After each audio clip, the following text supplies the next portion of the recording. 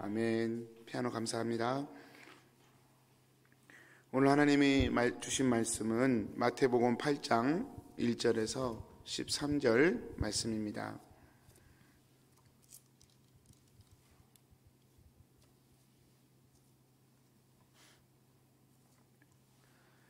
예수께서 산에서 내려오시니 수많은 무리가 따르니라.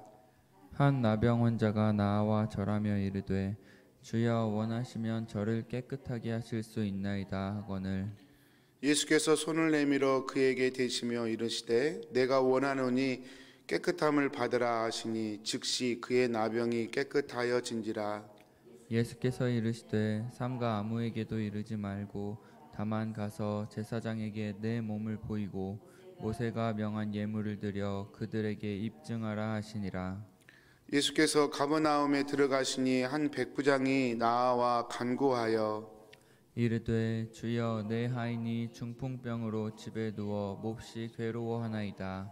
이르시되 내가 가서 고쳐주리라.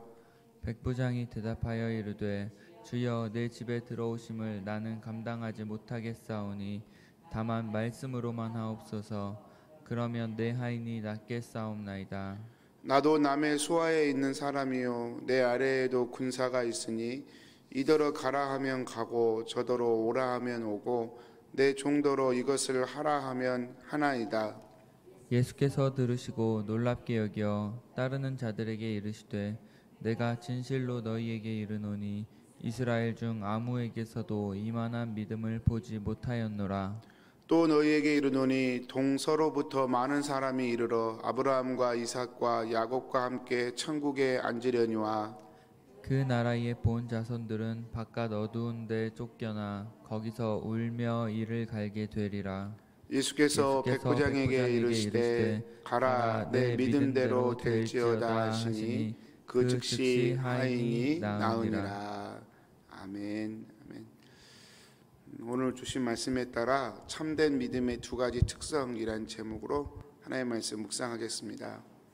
오늘 이 나병 환자가 그렇게 고백하죠. 주여 원하시면 저를 깨끗하게 하실 수 있나이다. 참 귀한 고백인 것 같습니다. 이 고백 안에 우리가 사모해야 할 믿음의 두 가지 특징이 들어있다고 생각합니다. 첫 번째는요, 자신의 모든 것을 걸고 주님을 찾는 믿음입니다.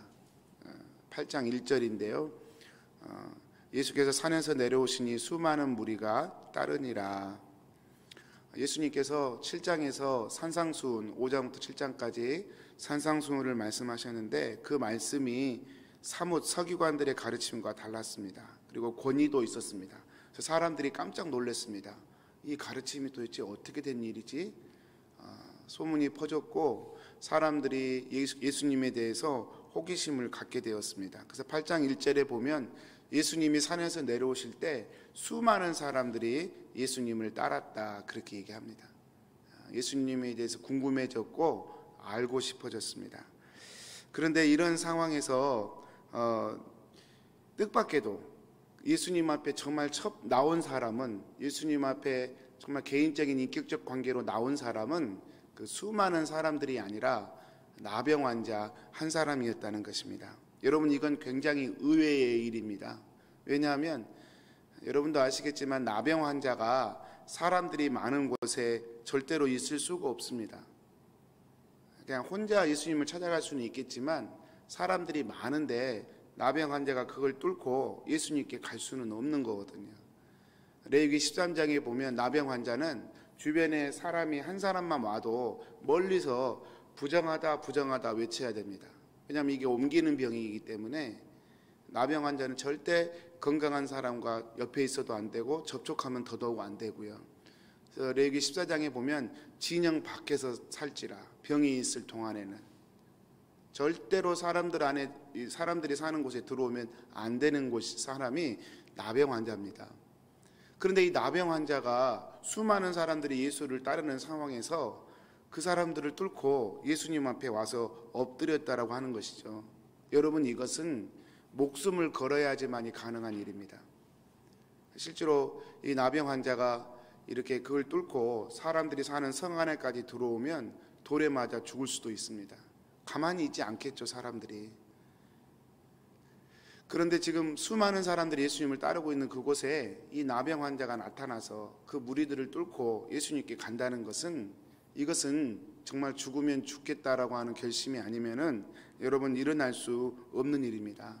물론 나병 환자가 막 사람들을 이렇게 막 밀치며 예수님께 가지는 않았을 것입니다. 저절로 길이 열렸겠죠. 왜냐하면 나병 환자가 자기들에게 오니까 아마 놀랬을 거예요. 그래서 뒷걸음질 쳤을 겁니다. 이건 뭐지? 이건 뭐지? 하면서 뒷걸음질 쳤을 거예요. 마치 홍해가 갈라지듯 그 무리가 갈라졌을 겁니다. 그리고 나병 환자는 그 속을 가르고 예수님께 갔을 겁니다. 여러분, 그 와중에 혹시 누구라도 돌을 던지면 맞아야 되는 것이죠. 어떻게 이런 사람이 지금 여기에 나타났어 하면서 누군가가 돌을 하나 들어서 던지고 또 하나 던지면 맞아야 되는 거죠. 그리고 그러다가 죽을 수도 있는 일이었습니다. 근데 그럼에도 불구하고 이 나병 환자는 그런 위협됨이 있을 걸 뻔히 알면서도 예수님께 갔습니다. 그리고 예수님께 엎드렸습니다. 그리고 그의 인생이 치료받았습니다. 성도님들, 왜 이 나병 환자는 이렇게 했을까요? 왜 목숨까지 걸었을까요? 그것은 자신의 인생이 그만큼 완전한 절망이었기 때문에 그렇습니다. 설령 예수님을 만나러 가다가 사람들에게 돌에 맞아 죽을지라도 그래도 그 예수님을 사모하며 갈 수밖에 없는, 그는 자신의 인생을 그만큼 절망적인 상황으로 보았기 때문이죠. 여러분, 마태복음에서 산상수훈이 끝나고 첫 번째 기사가 이 나병 환자를 치료하는 기사로 이렇게 증거하고 있는 이유도 사실은 그것입니다. 여러분, 하나님의 아들이신 예수님께 가장 먼저 나온 사람이 레위인이 아니었어요. 제사장이 아니었어요. 율법을 잘 지킨다고 소문난 바리새인들이 아니었어요. 그냥 정말 사람들이 거들떠도 보지 않는, 하나님께 저주받은 사람이라고 생각했던 나병 환자가 가장 먼저 예수님께 와서 주님을 하나님으로 인정하고 지금 높이고 있는 것입니다. 이것은 어떤 사람이 예수님께 진실하게 나올 수 있는가를 보여주는 메시지이죠. 여러분, 누가 예수님께 진실로 나올 수 있느냐? 자신의 절망을 보는 사람입니다. 자신의 인생에 짙은 어두움을 여러분 인식하는 사람만이 사실은 목숨을 걸고 예수님을 찾을 수 있게 되는 것입니다. 성도님들, 자신의 절망을 깊이 인식해야 된다고 그래서 우리가 막 큰 실패를 해야 되고 큰 고난을 당해야 되고 꼭 그런 것은 아닙니다. 사실 우리가 그런 부분도 있지요. 우리가 믿음을 가지게 된 이유가 무엇입니까? 사실은 인생의 고난 때문입니다. 내 인생이 내 마음대로 안 되는구나. 그걸 깨달을 때 사실은 믿음이 생겨요. 내 인생 내 마음대로 되면 인간이라는 존재는 하나님을 잘 찾지 않게 되어 있습니다. 그것도 사실이지만, 그렇다고 해서 내 인생의 절망을 깊이 인식해야 된다고 해서 일부러 고난을 찾아가거나 하나님 고난을 주세요, 그럴 이유는 없지요. 왜냐하면 여러분, 하나님께서 이미 우리에게 인생의 절망이 얼마나 크고 무서운가를 보여주는 확실한 증거가 있기 때문에 그렇습니다. 그 증거가 무엇입니까? 바로 예수님의 십자가입니다. 정말로 오직 했으면 하나님께서 아들을 나무에 다셨겠습니까? 당신이 직접 말씀한 율법에 나무에 달려 죽은 자마다 저주받아 죽은 자다, 당신이 모세의 입을 통하여 선포하시는 하나님의 말씀입니다. 근데 그 저주의 대상인 그 자리에 오죽했으면 자신의 아들을 하나님께서 다셔야 했겠냐고요. 여러분, 이 십자가는 명백히 우리 인간에게 어떠한 소망도 없다, 어떠한 희망도 없다 라고 하는 것을 우리에게 분명히 보여주는 하나님의 사인이죠. 여러분, 사실은 하나님의 아들이 죄인이 되어 나무에 달려 죽어야 될 만큼 우리 인생은 완전한 절망이고 어둠인데요, 이 어둠을 깨닫고 절망하는 사람만이 하나님께 나올 수 있습니다. 근데 사실은 성도님들, 이 나병 환자만 나병 환자가 아니에요. 이 예수님 앞에 나온 수많은 무리, 모든 유대인들이 사실은 다 나병 환자예요. 영적인 나병 환자. 자신의 죽음의 질병을 갖고 있으면서도 그 죽음의 질병을 깨닫지 못하는 나병 환자이죠. 사람은 태어나서 주어진 환경에서 열심히 삽니다. 그러나 결국은 죽게 됩니다. 왜냐하면 사망이라는 질병에 우리 모두가 감염되었기 때문이죠. 그런데 사람들은 그걸 못 느낍니다.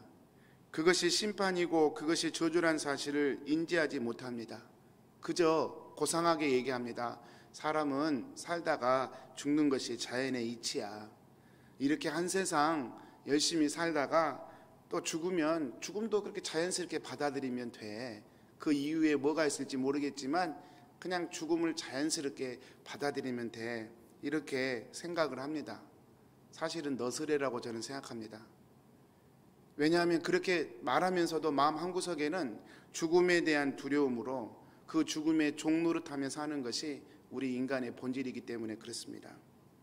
성도님들, 그렇지 않습니다. 우리 인간에게 주어진 삶의 끝은 사실 절망입니다. 그 절망을 보는 사람, 내가 지금 건강해서 열심히 몇십 년은 살아낼 수 있지만 정말로 인생에 아무 소망이 없는 그 순간에 서게 되면 그때는 정말 절망이라는 사실. 억만금을 쌓아놔도 내 인생의 죽음의 이 절망의 벽은 결코 뛰어넘을 수 없다는 사실. 여러분, 크고 작은 인생의 큰 절망 가운데 그 절망을 인식하는 사람만이 그러면 어떻게 해야 되지? 그러면 내가 이 절망 앞에 어떻게 해야 되지라는 질문이 생기게 되어 있고, 그런 사람이 바로 희망을 찾게 되어 있죠. 바로 오늘 본문의 나병 환자가 그런 사람들이고요. 오늘 우리가 예수님을 믿겠다고 나선 신자인 저와 여러분이 바로 그런 사람들입니다. 여러분, 십자가를 보십시오. 거기 우리 인생에 완전한 절망이 있습니다. 그리고 그 절망 앞에 설 때에 우리 인생을 기억고 그럼에도 불구하고 살려내시겠다라고 하는 하나님의 소망이 십자가에 있는 것이죠. 두 번째로요, 이 주님의 주권에 대한 완전한 고백이 이 나병 환자의 믿음 안에 있습니다. 2절 말씀이죠.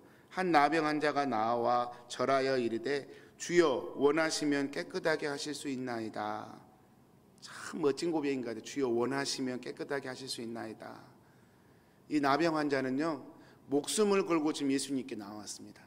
그런데 자신이 목숨을 걸고 여기까지 온 자신의 행위를 하나님 예수님께 내밀지 않습니다. 내가 이렇게까지 했으니까 주님은 요 소원 꼭 들어줘야 됩니다. 그렇게 하지 않습니다. 또 더군다나 이 나병 환자가 낫게 되는 이 상황은요, 이 나병 환자에게 있어서 절대 절망의 소원입니다. 그거 아니면 차라리 죽어도 괜찮아요 라고 말할 만큼 이 나병 환자 속에 있는 소원은 정말 예수님이 꼭 들어주셨으면 좋은 그런 소원이에요.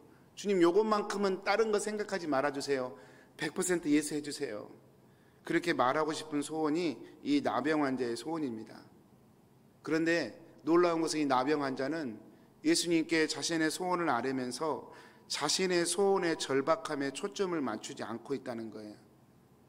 그 순간에도 이 나병 환자는 주님의 뜻에 자신의 기도에 초점을 맞추고 있다는 거예요. 주님이 물었잖아요. 그런데 물었으면 예 이렇게 대답하면 되는데, 주님이 원하시면 저를 깨끗하게 하실 수 있습니다. 그렇게 고백한다는 말이죠. 여러분, 만약에 주님이 원치 않으시면, 내가 지금 너를 치료할 타이밍이 아니다라고 하신다면 어떻게 하시겠다는 거예요? 받아들이겠다는 거예요. 주님이 나를 치료하지 않으셔도 주님은 여전히 사람을 치료하고 회복시킬 수 있는 신적 권능과 능력을 가진 분임을 믿겠다는 고백이에요. 얼마나 귀합니까? 지 나병 환자가 그렇게 고백하는 거예요.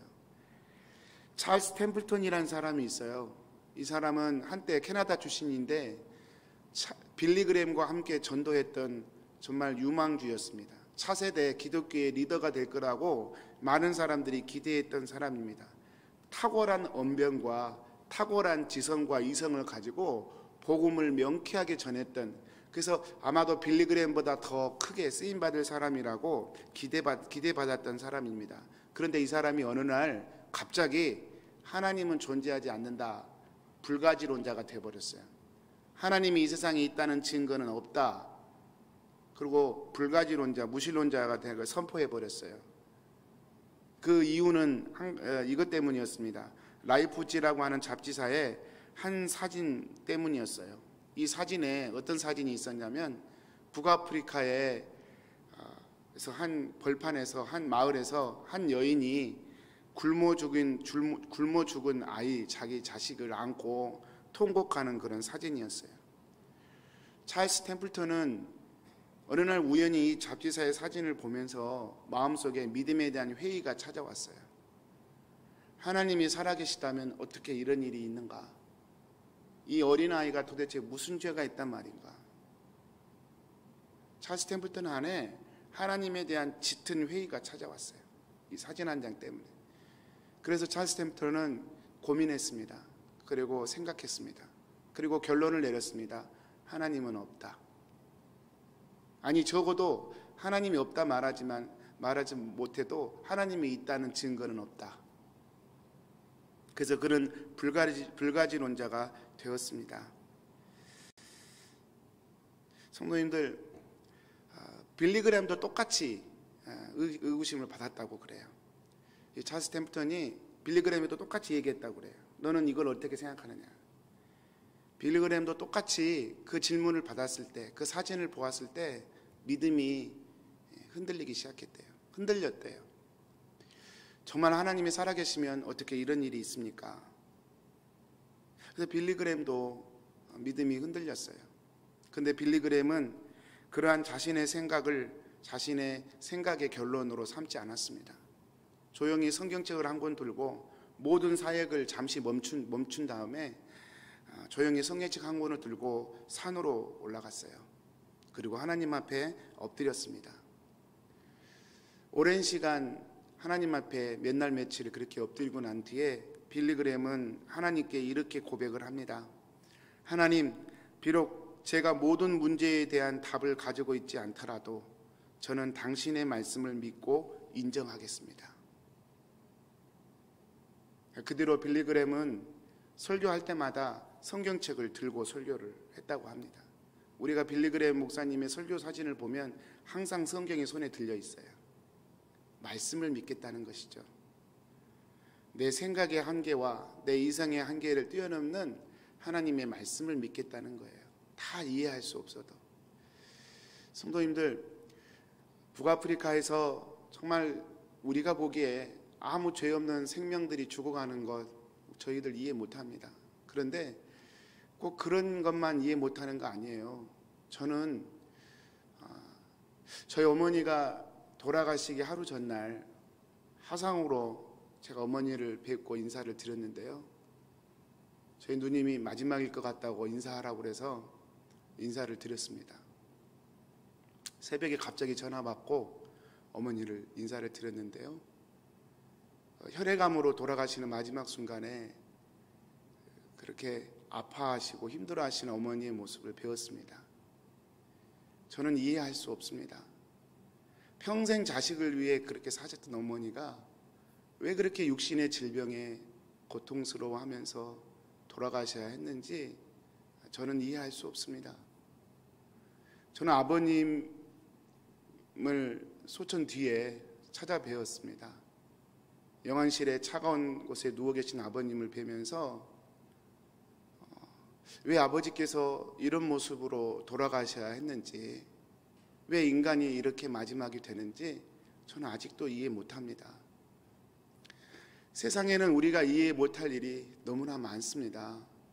성도님들, 우리가 하나님을 이해해야만 믿을 수 있다면, 하나님이 내 생각과 내 감각에 맞아야만 내가 하나님을 인정해 드릴 수 있다면 어쩌면 그건 믿음이 아닐 겁니다. 찰스 템플턴이 그가 어떻게 하나님 앞에 쓰임받았던 간에, 그가 무엇을 근거로 해서 그가 복음이라는 것을 외쳤는지 알 수 있습니다. 그는 자신의 이성에 뿌리를 두고 복음을 외쳤습니다. 그 뿌리가 드러난 것뿐이죠. 빌리그램은 자신의 이성에 자신의 믿음의 근거를 두지 않았습니다. 하나님의 말씀에 근거를 두었습니다. 무엇보다 이해가 안 되는 것은 하나님이 하나님의 아들을 나무에 달아 죽게 했다는 거죠. 이거는 여러분 아무리 생각해도 이해가 되지 않습니다. 왜 그렇게 하셔야 합니까? 왜 그렇게 하셔야 합니까? 그럴 이유는 하나도 없습니다. 사랑이 아니고서야. 성도님들, 얼마나 많은 사람들이 내 생각과 이성의 테두리 안에서 하나님의 하나님 되심을 설정해 놓는지 몰라요. 그래서 함부로 얘기해요. 만약에 하나님 이렇게 안 하시면 나 하나님 안 믿겠다고. 얼마나 교만한 이야기인지 모릅니다. 얼마나 무지한 이야기인지 모릅니다. 여러분, 유대인들이 예수님을 메시아로 받아들이지 못한 이유가 무엇입니까? 자신들이 생각해 놓은 메시아를 이미 설정해 놓고 예수님이 거기에 안 맞아 떨어진다는 거예요. 뒷부분에 나오는 백부장의 이야기도 사실은 이와 같은 이야기죠. 백부장은 선한 일을 많이 했습니다. 누가복음에 보면 장로들이 예수님께 얘기해요. 이 사람은 참 좋은 사람입니다. 좋은 일도 많이 했고 또 우리 유대인들을 위해서 회당도 지어준 사람입니다. 이 사람의 소원은 들어주시는 게 좋겠습니다. 백부장이 어떠함을 가지고 소원을 들어달라고 주변에서 추천할 정도로 참 훌륭한 삶을 살았습니다. 근데 이 백부장이 어떻게 행동합니까? 자신을 한없이 낮춥니다. 자신이 그동안 뭘 했고 그 명함을 영수증을 주님께 내밀지 않아요. 그리고 말합니다. 주님, 저는 주님이 저희 집에 오는 것조차도 감당하지 못할 죄인입니다. 주님 말씀만 하셔도 그것만으로도 저는 벅찹니다. 수고로 오지 마시고 힘들게 오지 마시고 주님 말씀만 하십시오. 여러분, 이 백부장의 믿음이 무엇입니까? 자신의 한계를 뛰어넘는 믿음 아닙니까? 내 수고와 내 노력을 뛰어넘는, 내 수고와 노력이 근거가 되어 세우는 믿음이 아니라 주님은 주님이십니다. 예수님은 예수님이십니다. 하나님은 하나님이십니다. 라고 하는 고백 아닌가요? 그래서 여러분, 이 나병 환자와 백부장의 믿음은 믿음이 뭔지를 우리에게 보여주고 있습니다. 믿음 하면서 밤낮 노래 부르는 제사장들과 레위인들과 율법사들, 바리새인들, 대단한 믿음 가지고 있는 것처럼 이렇게 노래하지만 그들의 믿음은 자신의 소원에 갇힌 믿음, 목숨을 걸지 않아요. 목숨이 가장 귀하니까 그렇게까지 주님을 찾을 생각은 없어요. 자신의 이성과 판단 안에 갇힌 믿음, 이성을 넘어가 버리면 하나님 언제든지 놔버릴 그런 믿음, 화려했지만 썩은 무덤과 같은 그런 믿음이었죠. 그러나 이 나병 환자와 백부장은 그렇지 않아요. 겉으로는 무시당하고 이방인이라고 무시당하고 나병 환자라고 무시당하는 그런 사람이었지만 그 속에는 생명을 건 믿음이 있었어요. 자신의 이성과 자신의 생각을 뛰어넘는 그런 하나님을 향한 절대 신뢰의 믿음이 있었단 말입니다. 사랑하는 성도님들, 이것이 성경에서 말하는 참된 믿음입니다.